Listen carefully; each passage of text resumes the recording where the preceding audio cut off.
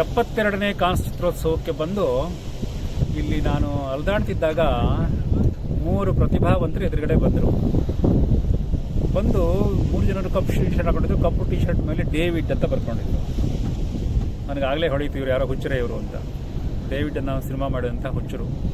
ಇದರ ನಿರ್ದೇಶಕ ಭಾರ್ಗವ್, ಇದರ ನಾಯಕ ನಟ ಶ್ರೇಯಸ್, ಇದರ ತಂತ್ರಜ್ಞ ಸಹ ನಿರ್ದೇಶಕ ದರ್ಶನ್.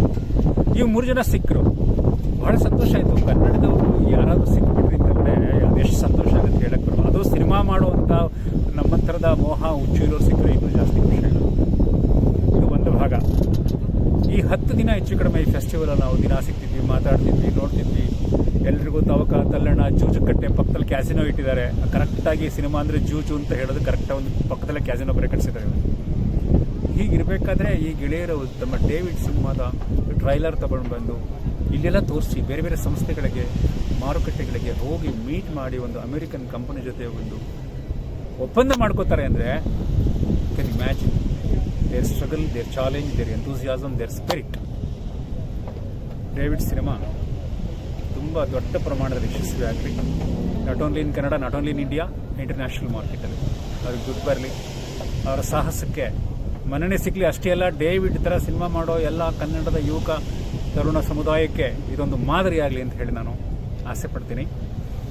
ಮೈ best wishes to David team. ಜಿ ಅನ್ನುವಂಥ ಒಂದು ಅಮೆರಿಕನ್ ಕಂಪನಿ ಅವ್ರ ಜೊತೆ ಒಪ್ಪಂದ ಮಾಡಿಕೊಂಡಿದೆ. ನಾನು ಇವರನ್ನ ಡೇವಿಡಿಯನ್ಸ್ ಅಂತ ಕರಿತೀನಿ.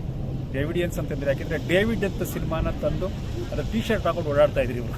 ಅದಕ್ಕೆ ಡೇವಿಡಿಯನ್ಸ್ಗಳು ಒಂದು ಜಿ ಜಿನೆಸಿಸ್ ಗ್ಲೋಬಲ್ ಜಿನೆಸಿಸ್ ಗ್ರೂಪ್ ಅನ್ನೋವಂಥ ಒಂದು ಅಮೆರಿಕನ್ ಸಂಸ್ಥೆ ಜೊತೆಗೆ ಸಹಿ ಮಾಡಿದ್ದಾರೆ.